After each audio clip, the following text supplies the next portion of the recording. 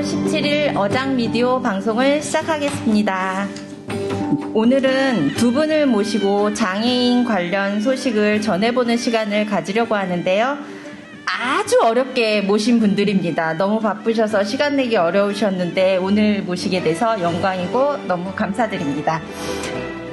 두 분 다 최근 용인시의 인권조례 제정과 관련해 활동하고 계신데 소개해드리도록 하겠습니다. 먼저 용인 장애시민 파워 상인 대표 청년 중심 IL 지원센터 소장님으로 계신 문하진 대표님 모셨습니다. 네, 안녕하세요. 네, 반갑습니다.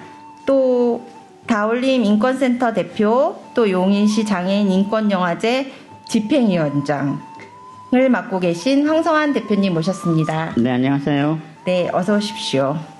오늘 주제로 들어가서 먼저 두 분의 얘기를 들어보려고 하는데요. 첫 번째 주제는 장애인의 날, 4월 20일 장애인의 날을 맞이해서 장애인 차별 철폐를 위해서 여러 가지 행사를 진행한 것으로 알고 있는데 그 중에서도 장애인 이동권, 저상버스 타기 행사를 진행하고 오신 문하진 대표님의 얘기를 들어보도록 하겠습니다. 또 행사 취지와 내용에 대해서 말씀해 주십시오. 네, 저희가 4월 20일 장애인의 날을 맞이해서 어떤 의미 있는 행사를 해볼까 하다가 저도 개인적으로 요새 가장 관심 있는 분야가 저상버스 타기 분야고, 그래서 저희가 용인 구성역 근처에서 용인시청 잔디광장까지 3가지 교통수단을 이용해 보기로 했어요. 그래서 지하철 팀, 저상버스 팀, 또 장애인 콜택시 팀 3팀으로 나누어서 용인 내에서 장애인들이 이용할 수 있는 교통수단을 이용해 봤는데요. 그 결과 어떤 교통수단이 제일 빨랐을까요? 장콜이 아니었을까. 네, 맞습니다. 장애인 콜택시가 가장 빨랐어요. 그런데 이제 장애인 콜택시 같은 경우에는 저희가 행사 진행했던 시간이 오후 2시였어요. 그래서 콜택시가 가장 잘 잡히는 시간이었죠. 그래서 배차가 굉장히 금방금방 되더라고요. 그리고 예상과 다르게 두 번째로 빨랐던 교통수단은 저상버스였습니다. 저상버스 타기가 쉽지는 않았는데 이게 지하로 내려가는 엘리베이터 타는 과정, 또 올라와서 환승하는 과정, 이런 과정이 없다 보니까 저상버스가 지하철보다 빠른 결과를 보여주더라고요. 그래서 가장 꼴찌였던 팀이 지하철 팀이었습니다. 황 대표님이 지하철을 타셨었는데요. 지하철 같은 경우에는 중간에 환승 구간들이 있다 보니까 또 특히나 저희는 기흥역에서 환승을 했는데 기흥역 환승 구간에 경사형 엘리베이터가 있어요. 근데 이 엘리베이터가 굉장히 느립니다, 속도가. 그래서 휠체어가 여러 대가 타려다가 보니까 올라갔다 내려갔다 하는 시간이 길어져서 지하철이 가장 꼴찌로 도착을 했습니다. 그래서 저희가 저상버스는 제가 탔는데요. 저상버스 타는 과정에서 우선 첫 번째로 힘들었던 거는 정류소가 정비가 잘 안 돼 있었어요. 그래서 정류소가 이렇게 경사가 지게 되어 있더라고요. 버스를 타려다 보니까 이 경사를 내려가는데 굉장히 불안했고요.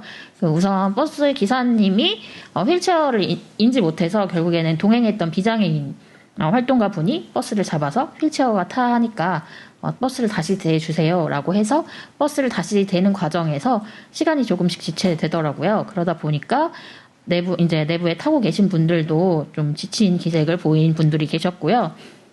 또 저상버스 같은 경우에는 내부에 휠체어석이 노약자석이에요. 접이식 좌석인데 노약자석을 접어야 하니까 휠체어가 타면 결국에는 노약자분들을 일어나게 해야 되는 그런 안 좋은 점들이 있습니다. 그래서 그 과정에서 여러 가지 또 문제들이 생기기도 하고요. 그래서 가장 바람직한 거는 휠체어용 좌석은 아예 좌석 없이 비워놓는 게 가장 좋고, 최근에 서울에 나오는 신식 저상 버스들은 그런 식으로도 많이 나오더라고요. 굉장히 탑승하는데 휠체어 장애인들이 굉장히 편리합니다. 그래서 그런 문제점이 있었고, 그리고 이제 운행 과정에서는 그 기사님이 아무래도 휠체어를 처음 태워보다 보니까 운전에 조금 미숙하시더라고요. 그래서 좀 난폭 운전까지는 아닌데, 운전하는 과정에서 급브레이크를 밟는다든지 급출발을 한다든지 하는 경우에 저는 무거운 전동 휠체어임에도 불구하고 몸이 많이 쏠리는 현상들이 일어났습니다. 그리고 이제 하차할 때는 기사님이 이제 조금 익숙해지셨는지 하차 위치를 미리 말씀드렸더니 그때는 버스를 한 번에 딱 대서 쉽게 내릴 수 있게 해주셨었어요. 그래서 제가 생각하기에 그 장애인들이 특별교통수단인 장애인 콜택시를 타는 게 제일 편하지 않냐 그런 말들이 굉장히 많이 있는데 선택지가 굉장히 많아져야 된다고 생각을 하거든요. 그래서 꼭 타보고 싶었던 버스를 용인에서 다른 지자체들에선 많이 타봤어요. 근데 용인에서는 도저히 엄두가 안 나서 항상 혼자는 못 탔었는데 같이 타볼 수 있는 기회가 생겨서 굉장히 의미 있었고 또 앞으로도 버스를 타고 다닐 수도 있겠다 나도 그런 의지도 생기더라고요. 그래서 굉장히 좋은 체험이었습니다. 저희는 지하철을 탔는데요. 방금 말씀하셨지만 제일 느렸어요, 저희가. 그런데 교통수단이 빠르다 느리다가 제일 중요한 건 아닌 것 같아요. 어떤 정시에 내가 원하는 시간에 계획대로 갈 수 있는지 없는지 그게 중요하고 두 번째는 안전한가 이런 것들이 중요하죠. 근데 방금 말씀하신 것 중에 콜택시는 편하죠. 편한데 우리가 계획한 시간에 가기는 굉장히 어렵거든요. 지금 여기 오시는 스태프분 중에 한 분도 차가 안 잡혀가지고 콜차가 지금 못 오시고 계세요. 그런데 그게 우리가 이동하는 데 있어서 가장 중요한 게 시간을 맞춰서 목적지에 가는 거거든요. 그러면 뭐 지하철이 좀 느리다고 하면 조금 일찍 나와서 가면 되니까 그런 면에서 지하철은 굉장히 훌륭한 교통수단이다. 장애인들에게 안전하고 또 시간을 맞춰서 갈 수 있으니까.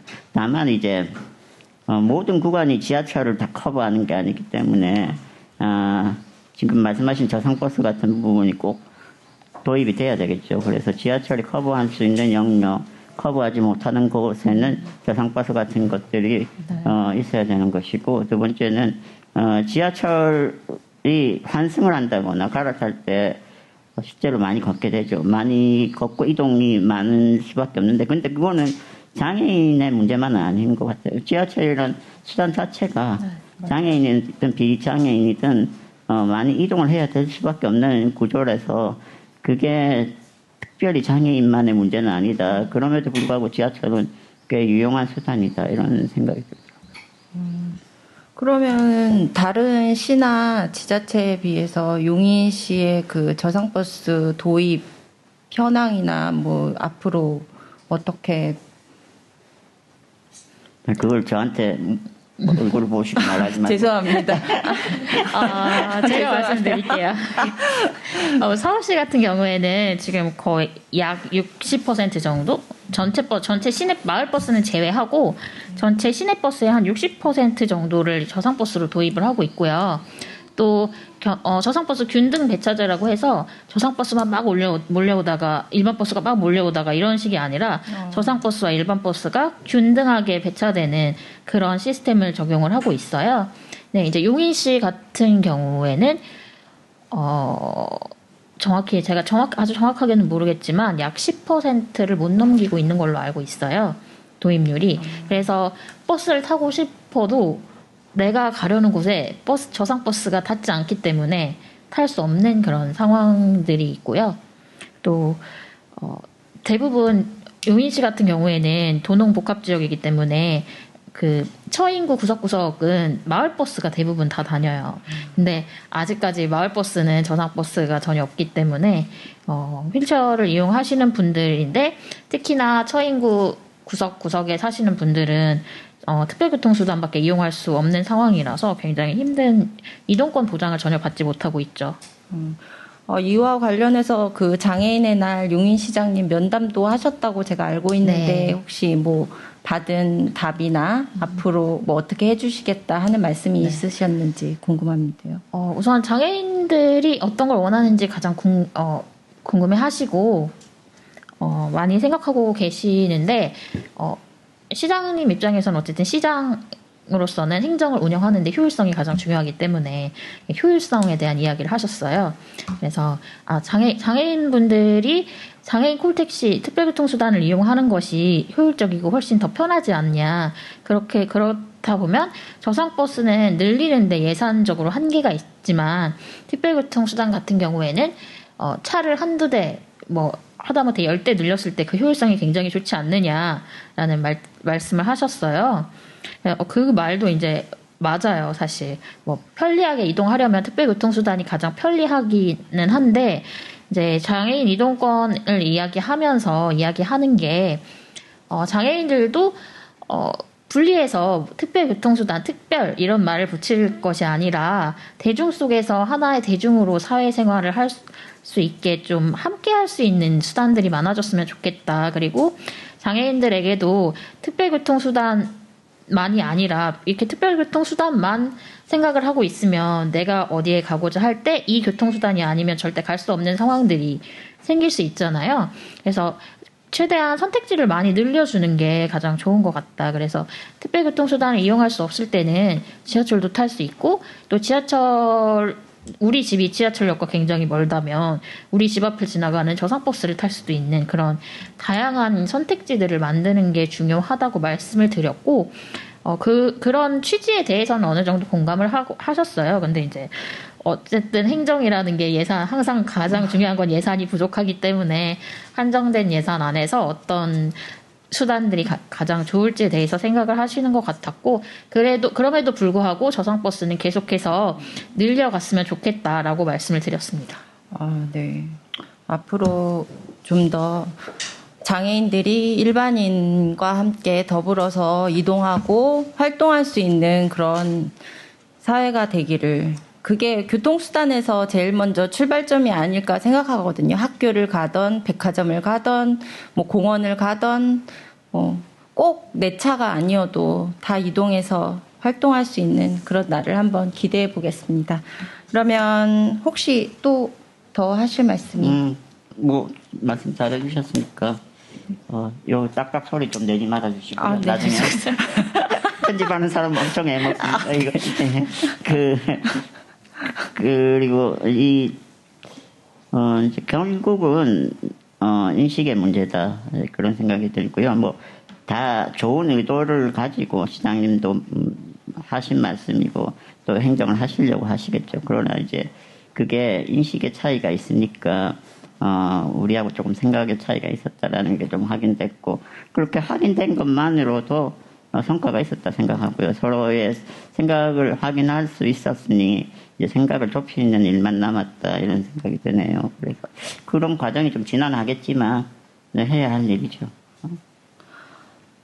용인시가 인구가 굉장히 많아지고 또 아파트 값도 많이 비싸졌고, 근데 다른 지역에 비해서 좀 이런 장애인 복지나 다른 이런 부분은 좀 많이 취약하지 않나 하는 생각을 해보고요. 앞으로 더 큰 발전이 있기를 두 분이 또 열일해 주시기를 기대하겠습니다. 두 번째로는 용인시 인권조례 제정에 관련해서 황성환 대표님께서 조례 제정하려는 배경과 이유 등에 대해서 말씀해 주시죠.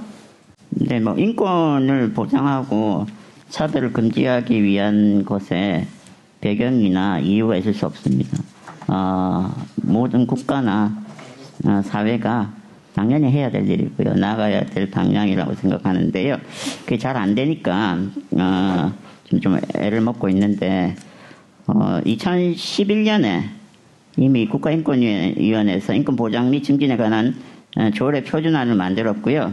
2012년 4월에 모든 지자체에 인권 조례를 권고하고 결정이 내려졌어요, 이미. 그래서 많은 지자체가 인권 조례안을 만들고 있고, 용인시도 장애인 차별 금지에 관한 조례들은 있습니다. 그런데 저희가 지금 하려고 하는 게 포괄적 인권 조례를 하려고 하거든요. 왜냐하면 저기 장애인 차별 금지에 관한 법도 있고 조례도 있는데 있기 전과 후가 굉장히 다릅니다. 예, 그게 이게 실효성이 있느냐 없느냐를 떠나서 그런 것들이 있는 거하고 없는 거하고는 굉장히 사회가 질적으로 다른 거거든요. 그래서 우리가 해보니까 실제로 좋더라.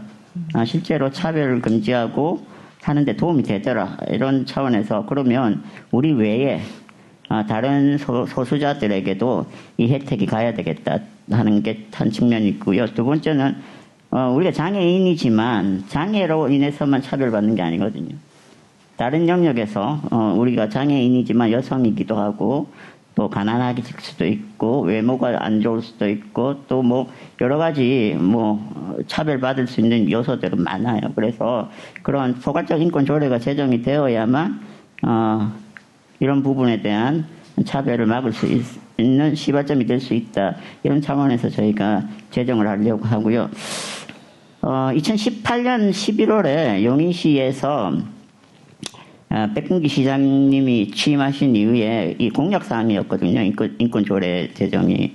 그래서 추진하려고 했어요. 그래서 6개월 만에 인권조례를 위한 입법 예고를 하고 의견 청취를 했는데 그 과정에서 반대 의견이 압도적으로 표출이 많이 됐습니다. 그래서 이 조례 제정이 표류하고 있는 상황이에요. 그래서 지금 그런 거에 대한 논의를 계속 하다가 드디어 4월에 저희가 인권조례 제정을 위한 이미 단체를 지금 만들고 있는 과정입니다.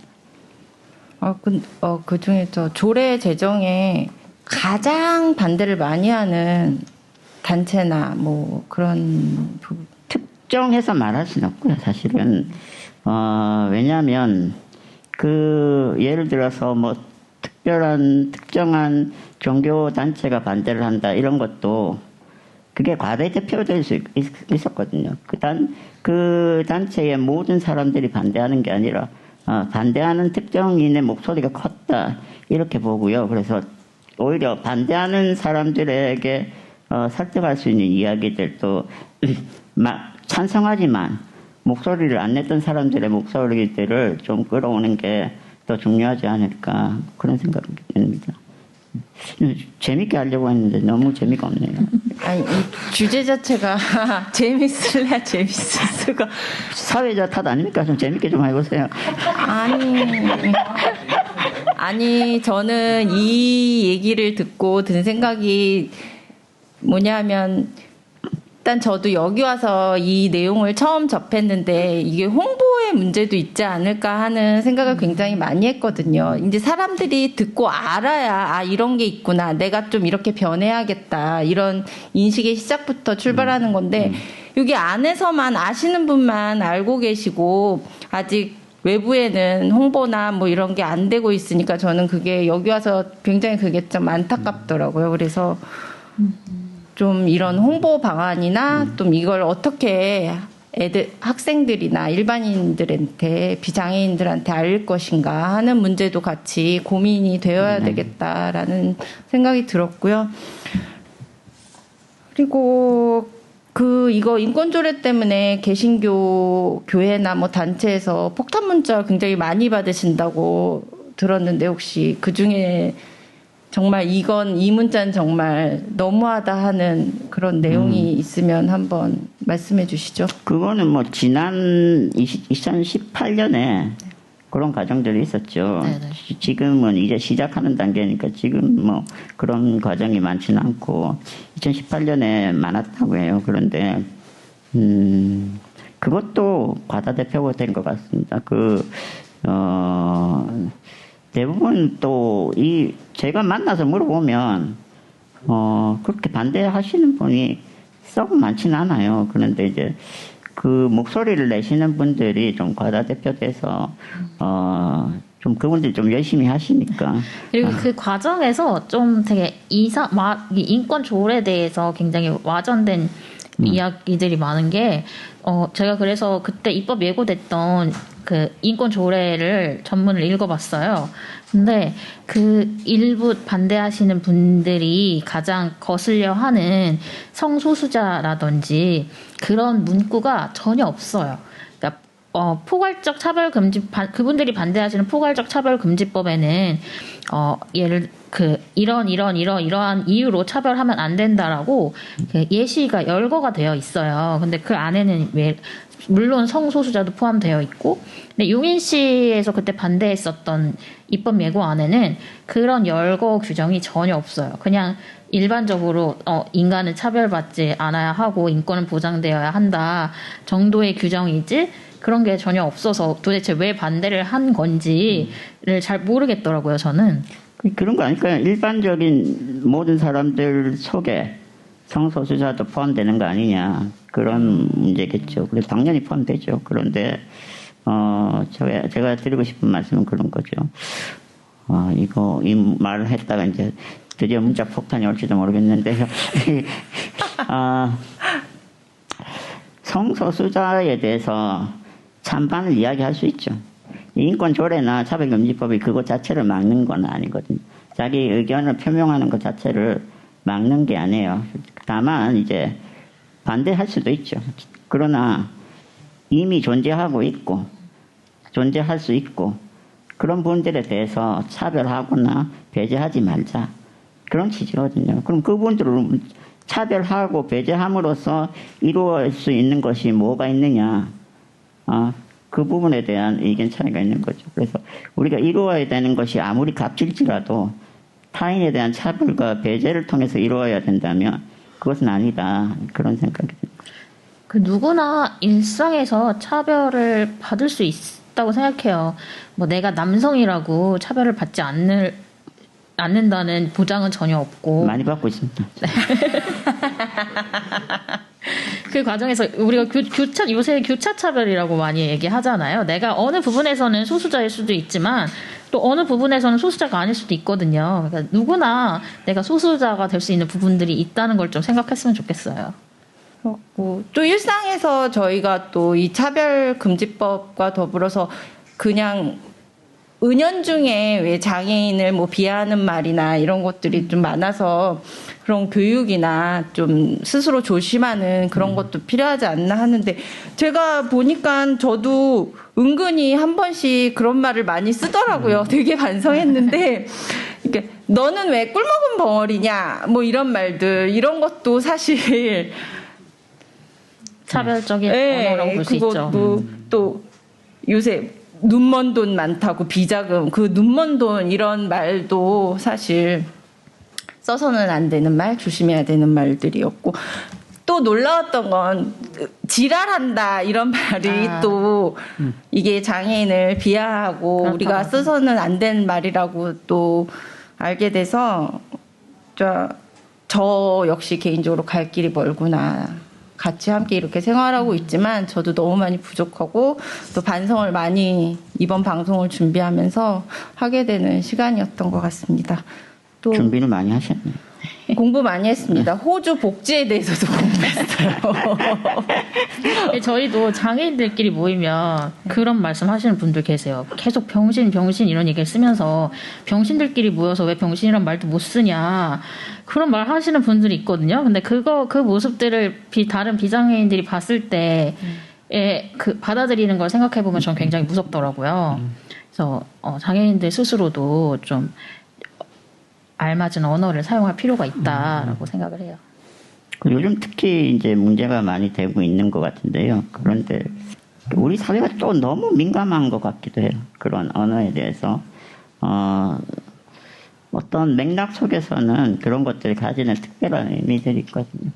그런 것들은 또 이해해주고 넘어갈 수 있는 부분도 있는데 그런 것들 다 무시하고 무조건 쓰면 안 된다 이런 부분도 너무 민감하다 그런 부분이 들고 그리고 가급적이면 혐오적인 표현 안 쓰는 게 좋겠죠. 장애인뿐만이 아니라 다른 것들도 여러 가지 표현들 많잖아요. 뭐 지역을 비하하는 말들도 있고 그런 말들은 되도록이면 안 쓰는 게 현명한 것 같습니다. 오늘 이 두 분과 함께 장애인 관련 소식으로 얘기를 나눠봤는데요. 좀 짧지만 또 알찬 시간이었고 다음에 좀 더 다양한 장애인 관련 소식으로 또 한번 자리를 마련하는 시간을 가져봤으면 좋겠습니다. 또 우리 장애인 인권과 복지를 위해서 가야 할 길이 아직 너무 멀고 또 두 분 건강 잘 챙기셔서 앞으로 장애인 관련 활동 열일해 주시길 기대하겠습니다. 감사합니다. 감사합니다. 감사합니다.